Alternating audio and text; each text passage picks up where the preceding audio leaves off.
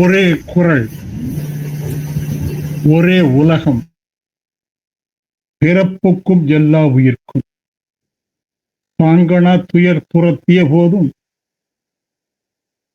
Guinness மாநாடுகளை வெற்றிகரமாக நடத்திய தீர வேண்டும் என்பதற்காக அவற்றின் தொடர்பான காணொலி அரங்கங்கள் இல்லை தொய்வு இருக்கக்கூடாது என்பதற்காக இந்த காணொலி அரங்கினை நடத்தி கொண்டிருக்கின்ற பேராசிரியர் முனைவர் கோ மோகன்ராஜ் ஐயா அவர்களே,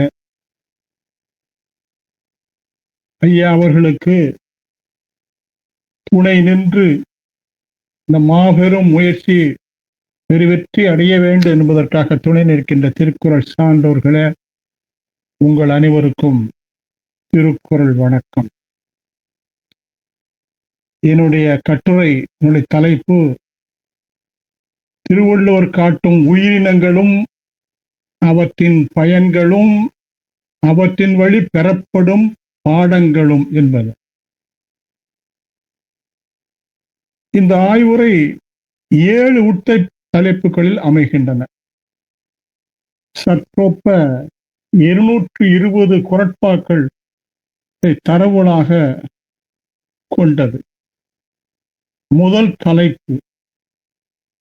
உட்தலைப்பு உயிரினங்கள் அளவிலான பொதுமையியல் சார்ந்த சிந்தனைகள்.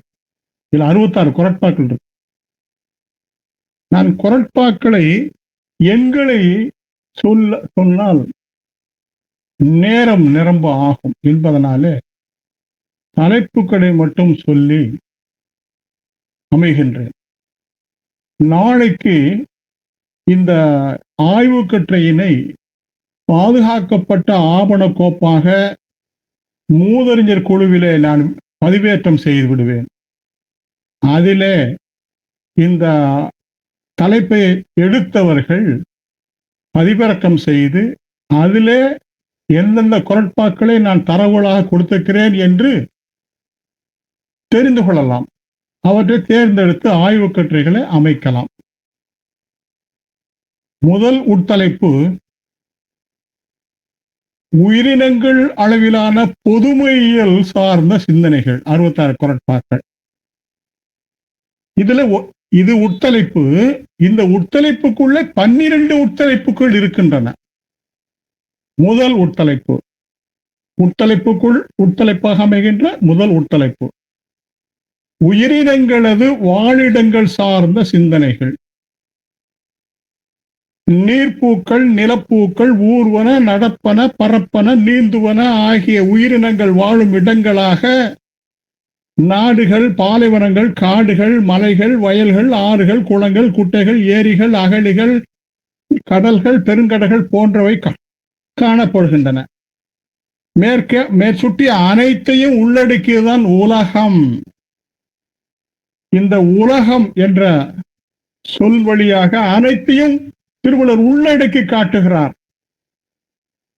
எனக்கு நினைவு சரியாக இருக்கும் என்றால் உலகம் என்ற சொல்லும் அதன் பொருள் தருகின்ற சொற்களுமாக 72 இடங்களில திருவள்ளுவர் குறிக்கிறார் என்று நான் நினைக்கிறேன். அடுத்து உயிரினங்கள் வாழ்க்கைக்கு மழை பெறும் இடம் பற்றிய சிந்தனைகள். 4 குறட்பாக்கள். ஒரே ஒரு சான்று மட்டும் சொல்லுகிறேன். வானின்று உலகம் வழங்கி வருதலான் தான் அமிழ்தம் என்று உணரற்பாற்று. அமிழ்தமாகிய மலையை வானம் வழங்குதலாலே உலகத்திலே வாழ்கின்ற உயிரினங்கள்லாம் வாழ்ந்து கொண்டிருக்கின்றன. ஒவ்வொரு சான்றை மட்டும் விளக்கி சொல்கிறேன். 4 குறட்பாக்களில் உள்ளன. உயிரினங்களின் இன்றியமையாமை பற்றிய சிந்தனைகள் 15 குறட்பாக்கள். உழவு தொழில், போர் தொழில் போன்ற தொழில்களில் காளைகள், யானைகள், குதிரைகள் போன்றவை பயன்படுகின்றன. பசுக்கள் பால் தருகின்றன. பல ஆடுகள் பல பயன்படுகின்றன. இப்படி பல விலங்குகள், உயிரினங்கள் நமக்கு பயன்படுகின்றன. உணவிற்காக பல வகை தாவரங்கள், பழங்கள், பூக்கள் முதலவற்றை, மூலிகைகள் முதலவற்றை கொடுக்கின்றன. இப்படி உயிரினங்கள் உலகிற்கு மிகவும் இன்றியமையாதன. அடுத்தபடியாக உயிரின பாதுகாப்பிற்கு உரிய விழுமியங்கள் 7 குறட்பாக்கள்.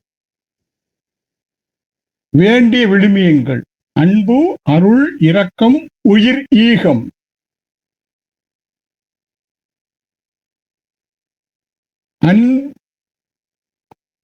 தன்னுயிர் நீப்பினும் செய்யற்க தான் பிறிது இன்னுயிர் நீக்கும் வினை என்று நினைப்ப என்ற கோட்பாடு உயிரை பாதுகாக்கின்ற ஒரு ஈக கோட்பாடு.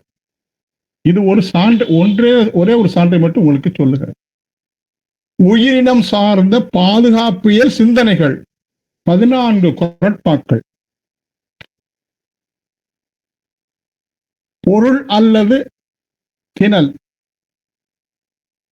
ஊன் தின்னக்கூடாது, அது பாதுகாப்பு சிந்தையில அமைகின்றது.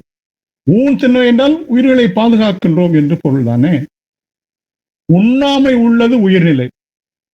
ஆக உயிர்களை கொன்று உண்ணாமல் இருத்தல் தான் உயிர்கள் நிலை பெற்று தொடர்ந்து வருகின்றன. அதனால புலாலை உண்ணாமல் இருந்தால் உயிர்களை பாதுகாக்கின்ற அந்த முயற்சி நடைபெறும். அடுத்து, உயிரின பாதுகாப்பாளர்களுக்கு உண்டாகும் நன்மைகள் சார்ந்த சிந்தனைகள். இதுல 8 குறட்பாக்கள். அந்தணர் என்போர் அறவோர் மற்ற எவ்வுயிர்க்கும் செந்தன்மை பூண்டு ஒழுகலான். எவ்வுயிர்க்கும் செந்தன்மை பூண்டு ஒழுகலான் அந்தணர்கள் அறவோர் என சமுதாயத்தாலே புகழப்படுவார்கள். அருள் சேர்ந்த நெஞ்சினார்க்கு இல்லை, இருள் சேர்ந்த இன்னா உலகம் புகழ். அருள் எல்லா உயிர்கள் மீது அருள் புரிகின்றவர்களுக்கு இன்னா துன்ப உலகத்தில் புகுகின்ற நிலை இல்லை. இப்படி இந்த குறட்பாக்கள் அமைகின்றன. உயிரின கொலைஞர்களுக்கு உண்டாகும் கேடுகள் சார்ந்த சிந்தனைகள் 6. தன்னூன் பெருக்கிற்கு தான் பிரிதி ஊன் உண்பான் எங்கனமான அருள். தன்னுடைய உடம்பை பெருக்குவதற்காக பிற உயிரின் ஊனை உண்பவனிடத்தில் அருள் இருக்காது, அது ஒரு கேடு. மனிதனுக்கு அருள் மிக தேவை. அவனுக்கு அருள் இருக்காது என்பது அது அவனுக்கு ஒரு கேடு. உயிரின பாதுகாப்பிற்கு அறிவின் பயன்பாடு 2 குறள்கள். அறிவினான் ஆகுவதுண்டோ பிரிதின் நோய் தன்னோய் போல் போற்றா கிடை. பிற உயிரினங்களின் நோய் துன்பங்களையும் தன்னுடைய துன்பம் போல போற்றாத பொழுது அறிவினால் என்ன பயன்? இதில் என்ன பெறப்படும் பொருள்? உயிரை பாதுகாப்பிற்கு அறிவினை பயன்படுத்த வேண்டும் என்று வள்ளுவர் சொல்லுகிறார். உயிரின பாதுகாப்பியல் அளவிலான ஆட்சியர் கடமையல் சிந்தனைகள். இறைகாக்கும் வையகம் எல்லாம். அரசன் இந்த வையகத்தை எல்லாம் காக்க வேண்டும். இந்த வையகம் என்பது உயர்திணை உயிரினங்களையும் அகிரிணை உயிரினங்களையும் உள்ளடக்கியதுதான். அதனால அகிரிணை உயிரினங்களையும் காத்தல் என்பது அரசனுக்குடைய கடமை என்பதை இதுல பெறப்படும் பொருளாக நாம் பெறுகிறோம். அடுத்து, உயிரின வளர்ப்பியல் சார்ந்த சிந்தனைகள் 2 குறட்பாக்கள். இன் சொல்லால் ஈத்தடிக்க வல்லார்க்கு தன் சொல்லால் தான் கண்டு அனைத்து இவ்வுலகு. உலகு என்பது ஆகு பெயர். இதற்கு உள்ளே அகிரிணை உயிரினங்களும் உயர்திணை உயிரினங்களும் உள்ளடக்கம். நாம் எந்த அகிரிணை மீது அன்பை காட்டுகிறோமோ அது நம்முடைய சொல்படி நடக்கும். புலியை கூட அன்பாலே அடக்கிய பெண் பற்றிய நிகழ்வுகள் உண்டு. அதனால வளர்ப்பிலே நாம் அன்பு காட்ட வேண்டும். அகிரிணை உயிரினங்கள் மீதும் அன்பு காட்ட வேண்டும். உயிரினங்கள் பற்றிய சமன்மையல் சிந்தனைகள். சமன்மையல் சிந்தனை. உருவு கண்டு எல்லாமை வேண்டும் ஒரு குறள். ஊனமுற்ற உயிர்கள் மீதும் சமன்மை பார்வை வேண்டும். அதை காப்பாற்றுகின்ற அருள் உள்ளம் நமக்கு வேண்டும். ஒட்டகம், தேவாங்கு, கழுதை, காக்கை, ஆந்தை போன்ற உயிரினங்களை கண்டு இகழ்ந்து எள்ளுதல் கூடாது. அவையும் உலகத்திலே நம்மை போல் வாழ பிறந்தவைகள்தான். அடுத்து உயிரினம் சார்ந்த பிறப்பியல் சிந்தனைகள். ஒரே குறள் 972. அது எல்லா இடத்திற்கும் வருகின்ற குறள். அந்த குறள்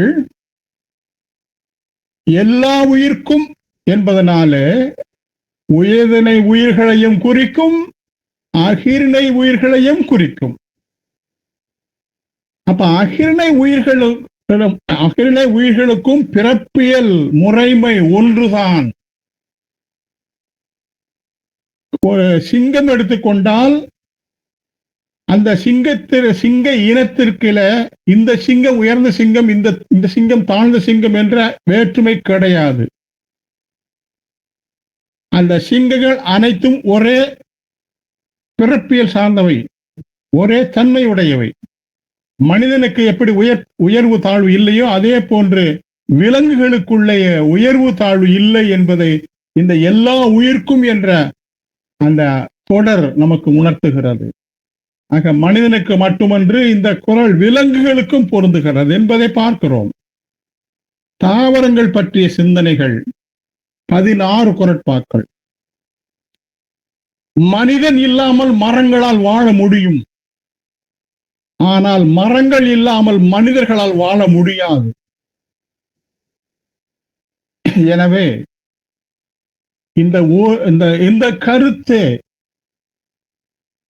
தாவரங்களுடைய இன்றியமையாமை நமக்கு புலப்படுத்தும். வள்ளுவர் காட்டும் தாவரங்கள் முழு பெயர்கள் வழி அறியப்படும் தாவரங்கள் எவை? தாவரங்கள் என்று ஏன் அதற்கு பெயர்? தா என்றவுடனே அவை பூ, காய், கனி, பிஞ்சு, மூலிகை போன்ற வரங்களை தருவதனாலே, தா என்று கேட்டவுடனே வரங்களை தருவதனால அவை தாவரங்கள் எனப்பட்டன. வள்ளுவர் காட்டும் தாவரங்கள் பசும்புல். ஒவ்வொன்றுக்கும் அந்த பசும்புல் எங்கே வருகிறது என்ற குறளை எழுதியிருக்கிறேன். மரம் 7 குறட்பாக்கள். பனை, அணி, நிழல், காடு, புதல், மூங்கில், வள்ளி இவையெல்லாம் முழுமை பெயர் வழி அறியப்படுகின்ற தாவரங்கள். தாவரங்கள் வழி பெறப்படும் பாடங்கள் சார்ந்த சிந்தனைகள். பசும்புல் தான் விலங்குகளுக்கு இரையாகி அவற்றினுடைய பசியை போக்குகிறது, அவற்றை வாழ வைக்கிறது. அதுபோல அந்த புல்லை போல நாமும் மற்றவரது பசியை போக்கி அவர்களை வாழ வைக்க வேண்டும் என்ற பாடம் இந்த பசும்புல் வழி நாம் பெறுகிறோம். பழுமரம் பசியை தீர்க்கிறது, தனக்கென்று வைத்துக் கொள்ளாமல் பழத்தை எடுத்துக்கொள்ளுங்கள் என்று கொடுக்கிறது. அதுபோல ஒப்புரவறிவனாக மனிதன் வாழ வேண்டும் என்ற பாடத்தை, உன்னிடம் இருப்பதை மற்றவர்களுக்கு கொடு என்ற பாடத்தை, அறவியல் பாடத்தை இந்த பழுமரம் வழி அறிகிறோம். அதே போல மருந்து மரம் நோயை தீர்ப்பது போல நாமும் மற்றவருடைய நோயை தீர்ப்பதிலே உதவ வேண்டும் என்ற பாடத்தை நாம் பெறுகிறோம். அடுத்து சினையாகு பெயர்கள் வழி அறியப்படும் தாவரங்கள் 25. மலர் என்பது சினை, அது முதலுக்கு ஆகி வந்திருக்கிறது. தாமரை, அனிச்சம், கனி, காய், தினை, எள், குன்றிமணி, நுனிக்கொம்பர், பைங்கூழ், மூலிகை, கால், தளிர், குவளை, முகை இவையெல்லாம் சினையாகு பெயர் வழியாக அவற்றுடைய முதல்களை வெளிப்படுத்துகின்றன. திணை என்றால் திணை பெயரை குறிக்கிறது. எள் என்றால் எள் செடியை குறிக்கிறது. இப்படி இணையாக பெயர் வழியாக அறிகிறோம். அடுத்து தாவரங்கள் அளவிலான பயன்பாடுகள் சார்ந்த சிந்தனைகள் 37 தாவரங்கள் எப்படி நமக்கெல்லாம் பயன்படுகின்றன என்பதை பார்க்கின்ற பொழுது 37 குரட்பாக்கள் அமைந்திருக்கின்றன. கூழ், வில், அம்பு, குடம்பை, தாவரம், உடுக்கை, வில், குடங்கர், மரப்பாவை, ஊன் சொறு, அடுபுற்கை, கட்படாம், யாப்பு பாத்தி, நெல், தேர், கணை, குழல், யாழ், சாகாடு, சிவிகை, தூண்டில், சீர்தூக்கும் கோல், நீட்டி அளக்கும் கோல், வேல், செங்கோல், துகில், வித்து, ஏர், உண்டி, பருத்தி நூல். இங்க நூல் என்பது ஓலைச்சுவடிகளை குறிக்கிறது. கதவு, கோடரி, காவடி ஆகிய பொருட்களை நாம் எவற்றிலிருந்து பெறுகிறோம்? தாவரங்களிலிருந்து பெறுகிறோம். தாவரங்களை கொண்டு செய்து பெறுகிறோம். ஆக தாவரங்கள் இவ்வளவு பயன்பாடுகள் உடையனவாக இருக்கின்றன என்பதை நாம் பார்க்கிறோம். அவற்றை திருவள்ளுவர் குறிக்கிறார். அடுத்து எரி, தீ, நெருப்பு. இந்த எரி, தீ, நெருப்பை உருவாக்குவன எவை? செடி கொடிகளின் சுள்ளிகள், மர விறகுகள். அவையும் தாவரங்களுடைய பயன்பாடுகள். விளைவு, விளையுள், விளைச்சல் போன்ற சொற்களில விளைவு என்பது விளைச்சல். எவை அந்த விளைச்சல் என்று எவற்றை குறிக்கின்றன? கரும்பு, நெல், திணை, பருத்தி போன்றவற்றை குறிக்கின்றன. இதை பெறப்படும் வழியாக நாம் அறிகின்ற தாவரங்கள். அடுத்து விலங்குகள் பற்றிய சிந்தனைகள். விலங்கோடு மக்களான விலங்குகள் என்ற ஒரு பொதுவான ஒரு சொல்லை பயன்படுத்துகிறார். ஏறு காளை, பகடு காளை, பெற்றம் பசு, எரு பால். இந்த எரு பால் எல்லாம் எருவை தருகின்ற காளைக்கு ஆகுபெயர். பால் என்பது பாலை தருகின்ற பசுவுக்கு ஆகுபெயர். புலியின் தோல், பெருதகர், புருதகர், நரி, களிறு, எலி, முயல், குதிரை, எருமை. கழிவேர் இறையான் என்ற தொடர் வழியாக எருமை என்ற சொல் இதை நாம் பெறுகிறோம். அடுத்து கவரிமா, பிணை, பெண்மான் போன்ற விலங்குகள் பாடுபொருள்கள் வழியாகவும் பெறப்படும் பொருள்கள் வழியாகவும் விலங்குகள் திருக்குறளிலே பதிவு பெற்றுள்ளன என்பதை பார்க்கிறோம். பிறிது, பிறவற்றின், பிற ஆகிய சொற்கள் வழியாகவும் திருக்குறளிலே விலங்குகள், அதாவது உயிரினங்கள் பதிவு பெற்றிருக்கின்றன என்பதை நாம் உணர்கிறோம். விலங்குகள் இல்லாமல் மனிதனால் வாழ முடியுமா என்று சிந்தித்து பாருங்கள். அவை பால் தருகின்ற பசுக்கள், நாட்டை பாதுகாக்க போர்க்கு செல்லுகின்ற யானைகள், குதிரைகள், வீட்டை பாதுகாக்கின்ற நாய் பற்றி இங்கே இல்லை என்றாலும் நாய் போன்ற விலங்குகள் நமக்கு பெரிதும் பயன்படுகின்றன என்பதனாலே, விலங்குகள் பெரிதும் பயன்பாட்டுக்குரியன என்பதனாலே திருவள்ளுவர் அவற்றை மிக சரியாக பதிவு செய்திருக்கிறார். விலங்குகள் வழி பெறப்படும் பாடங்கள். ஏறு, காளை. உழவு தொழிலில் காளையினது பயன்பாடு மிகப்பெரியது. ஏர் உழுதல் முதல் அனைத்து வேளாண்மை தொழில்களிலும் காளைகள் பேரளவில் பயன்படுகின்றன. வண்டிகளை இழுத்து செல்லவும், மக்கள் வண்டிகளில் பயணிக்கவும், இப்படி பற்பல பயன்பாடுகள் விலங்குகளால், காளையால் அமைகின்றது. அக்காளைகளை போன்று நாமும் வேளாண்மை செய்கின்ற உழவர்களுக்கும் சமுதாயத்திற்கும் பயன்பட வேண்டும் என்ற பாடத்தை காளைகள் வழி பெறுகிறோம். பசு பால் கொடுக்கிறது. குழந்தைகள் முதல் முதியவர்கள் வரை அனைவரது உடல் நலத்தையும் காக்கின்ற வகையிலே பாலை தருகிறது.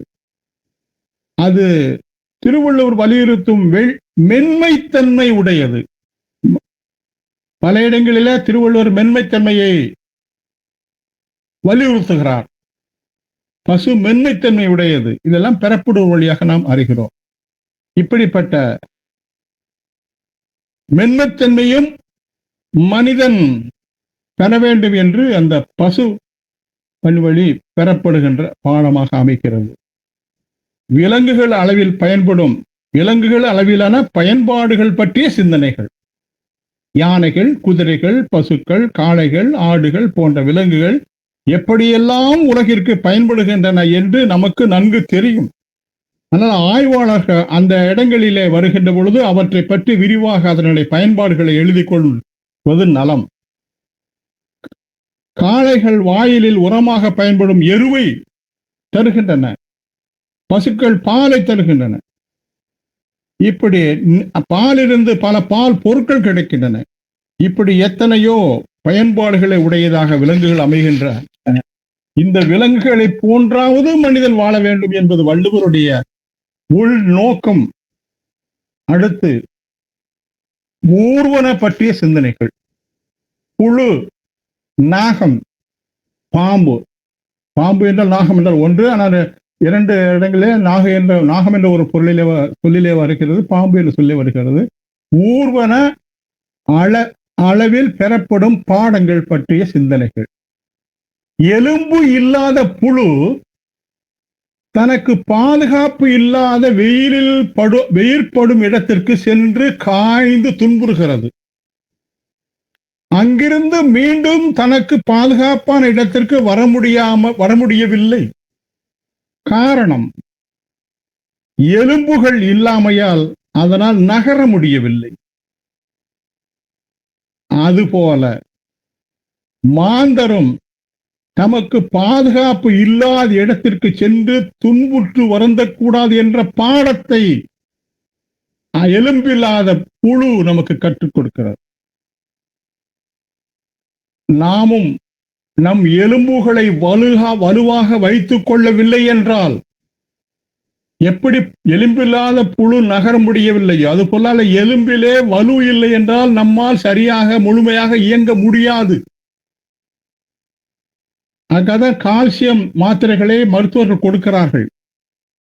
ஆகைய எலும்பில்லாத புழு எப்படி நகர முடியாமல் துன்புறுகிறதோ அதே போல நாம் எலும்பிலே வலு இல்லை என்றால் துன்புறக்கூடாது என்பதற்காக நாம் எலும்புகளை வலுவாக்கி கொண்டிருக்க வேண்டும் என்ற பாடத்தையும் அந்த புழு நமக்கு கற்றுக் கொடுக்கிறது.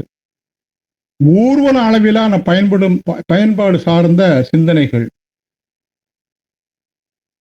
சில பாம்பின் நஞ்சு மருந்து பொருளாக பயன்படுகிறது என்று சொல்லுகிறார்கள். அடுத்து நீந்துவன பற்றிய சிந்தனைகள். ஆமை, முதலை, மீன் நீந்துவன அளவிலான பெறப்படும் பாடங்கள் பற்றிய சிந்தனைகள். ஆமை ஆபத்து வருகின்ற பொழுது தனது 5 புலன்களையும் தன் மேல் அமைந்துள்ள ஓட்டிற்குள்ளே மறைத்து தன்னை காத்துக் கொள்கிறது. 5 உறுப்புகளையும் அடக்கி தன்னை காத்துக் கொள்கிறது. அதுபோல நாமும் மெய், வாய், கண், மூக்கு, செவி ஆகிய 5 புலன்களையும் அடக்கி ஆண்டு வாழ்ந்தால் நமக்கு எந்த ஆபத்தும் ஏற்படாது. அது 7 பிறப்பிலும் பாதுகாப்பாக அமையும் என்று திருவள்ளுவர் பதிவு செய்கிறார். ஆக மெய்வாய், கண், மூக்கு, செவி ஆகிய 5 புலன்களையும் அடக்கி நாம் வாழ்வதன் இன்றியமையாமை ஆகிய இந்த பாடத்தை ஆமை நமக்கு கற்றுக் கொடுக்கிறது. நீந்துவன சார்ந்த பயன்பாடுகள் பற்றிய சிந்தனைகள். மீன் மாந்தனுக்கு உணவாக பயன்படுகிறது என்றாலும் அதை திருவள்ளுவர் ஏற்றுக்கொள்ள மாட்டார். புலால் மறுத்தல் என்ற அதிகாரத்திலே ஊன் உண்பதை மறுக்கிறார். அதனால அதை நாம் இங்கே ஒரு பயன்பாடாக எடுத்துக்கொள்ள முடியாவிட்டாலும் சிலர் இதை கேட்கக்கூடும். அதை ஏற்றுக்கொள்ள முடியாது என்பதற்காகத்தான் இது இங்கே நான் குறிப்பிடுகிறேன். கயல் மீன்கள், கயல் நெடுங் கண்கள் என்று பெண்களுடைய கண்களுக்கு ஓமையாக கயல் மீன்களை புலவர்கள் பாடுகிறார். கயல் மீன்களை பெண்களது கண்களுக்கு ஓமையாக புலவர்கள் பயன்படுத்துகிறார்கள். இது இலக்கியம் சார்ந்தாக பெண்ணை மன்னிப்பதன் சால்பாக இந்த பயன்பாடு அமைகிறது. தூண்டில் புழுவை விழுங்கிய மீன் இறக்கிறது. அது புழுவை கண்டவுடனே அது என்ன ஏது என்று ஆராயாமல் உடனே சென்று விழுங்கி அது தொண்டையில சிக்கி மீன் இறந்து விடுகிறது. இதிலிருந்து நாம் பெறுகின்ற பாடம், எதையும் ஆராயாமல் ஏதோ நமக்கு பெரிய நன்மை கிடைக்கிறது என்று தீய பழக்கங்கள் சிக்கிக் கொண்டால் சீரழிந்து போவோம் என்ற அந்த பாடத்தை இந்த தூண்டில் மீன் மாட்டிக்கொண்ட மீன் வழியாக நாம் பெறுகிறோம். இப்படி தாவரங்கள், விலங்குகள், ஊர்வனத்திலே பற்பல பாடங்கள் அமைந்திருக்கின்றன. பரப்பன பற்றிய சிந்தனைகள். புல் என்பது பறவை என்று பொருள் தருகின்றது. இது பொது சொல். இது எல்லா பறவைகளையும் குறிக்கும். மயில், காக்கை, கொக்கு, அன்னம், தேனி ஆகிய திருவள்ளுவர் காட்டும் பரப்பன சார்ந்த உயிரினங்கள் அமைகின்றன. தேனி என்று நான் குறிப்பிடால் தேனி நேரடியாக அவராற்றலும் தேன் என்ற சொல் பாலோடு தேன் கலந்து என்ற பொருளிலே தேன் என்று வரலாம். தேனை தருகின்ற தேனீக்கள் கண்டிப்பாக இருக்க வேண்டும் என்று பெறப்படு பொருளிலே நான் இதை கொண்டு வருகிறேன். பரப்பன சார்ந்த பயன்பாடுகள் பற்றிய சிந்தனைகள். மயில்கள் நமக்கு தோகைகளை கொடுக்கின்றன. அன்றைக்கு தோகைகள் வெளிநாடுகளுக்கு ஏற்றுமதி செய்யப்பட்டிருக்கின்றன. பீலிகள், மைய பீலிகள். அதுபோல் நாமும் சமுதாயத்திற்கு நம்மால் இயன்றதை கொடுக்க வேண்டும், கொடுக்கும் பண்பாட்டை வளர்த்துக் கொள்ள வேண்டும் என்ற பாடத்தை மயில்களின் வழி பெற்றுக்கொள்கிறோம். தேனீக்கள் மருத்துவ குணம் உள்ள தேனை நமக்கு கொடுத்து நம் உடல்நல காப்பிற்கு பெரிதும் பயன்படுகின்றன. ஒற்றுமை பண்பையும் தேனீக்களிடமிருந்து நாம் பாடமாக பெறுகிறோம். இப்படி பல்வகை பயன்பாட்டு நிலையில தேனீக்கள் என்கின்ற பொழுது அதே கொடுக்கும் பண்பாட்டையும் ஒற்றுமையோடு வாழ்தல் என்ற பண்பாட்டையும் தேனீக்கள் வழி நாம் பெறுகிறோம் என்பதை பார்க்கிறோம். பொதுவாக திருக்குறளிலே உயிரினங்களை பற்றி திருவள்ளுவர் பேசுகின்ற பொழுது மனிதனை விட உயர்ந்தவையாக அவற்றை பார்க்கின்ற நிலையை நாம் பார்க்கிறோம். உயிரினங்களை ஓமையாக்கி மக்களை பொருளாக்குகின்றார். புலியை பார்த்து ஊக்கத்தை கற்றுக்கொள் என்கிறார். புதையம்பிற்பட்டாலும் யானை மீண்டு வருவது போல சிறைவிடத்திலே நீ மாட்டிக்கொண்டாலும் மீண்டு வா என்று யானையை காட்டி நமக்கு ஊக்கத்தை வலியுறுத்துகிறார். இப்படி விலங்குகளை சொல்லுகின்ற இடங்களில் எல்லாமே நான் ஆராய்ந்த வரையில மனிதனுக்கு பாடங்களை கற்றுக் கொடுக்கின்ற விலங்குகளாக, பறவைகளாக, ஊர்வனமாக, பரப்பனவாக அவற்றை படைத்திருக்கிறார் என்பதை நான் பார்க்கிறேன். அடுத்து 7வது தலைப்பு உயிர்கள் பற்றிய சிந்தனைகள். இது 57 குறட்பாக்கள் இருக்கின்றன. உயிர் என்ற சொல் அமைந்த குறட்பாக்கள் 31. உயிரிடை என்று அமைந்த குறட்பாக்கள் 2. உயிரின் என்ற சொல் அமைந்த குறட்பா 2. உயிர்க்கு என்ற சொல் அமைந்த குறட்பாக்கள் 21. ஆக இந்த உயிர் என்ற 7வது தலைப்பிலே இந்த உயிர்களை பற்றி ஆய்வு செய்வதற்காக இந்த தரவுகளை கொடுத்திருக்கிறேன். இது ஒரு வழிகாட்டு ஆய்வுரை. ஆனால் சில குறட்பாக்கள் விடுபட்டிருக்கலாம். இதை ஆய்வாளர்கள் இதைவிட கூர்மையாக ஆராய்ந்து பார்த்து அந்த உயிரினங்கள் பற்றிய சிந்தனைகளையும் அவற்றின் பயன்பாடுகளையும் அவற்றிலிருந்து நாம் பெறுகின்ற பாடங்களையும் ஆழமாக சிந்தித்து கற்று எழுதுவார்கள் என்று நம்புகிறேன். இந்த அரிய வாய்ப்பினை வழங்கிய பேராசிரியர் முனைவர் கு. மோகன்தாஸ் ஐயா அவர்களுக்கும், இதனை பதிவு செய்து கொண்டிருக்கின்ற துபாய் முனைவர் மூராய் ரோஹிணி அம்மையார் அவர்களுக்கும், இதுவரை பொறுமையாக கேட்டுக்கொண்டிருந்த திருக்குறள் சான்றோர்களுக்கும் நன்றி கூறி அமைகின்றேன். நன்றி, வணக்கம்.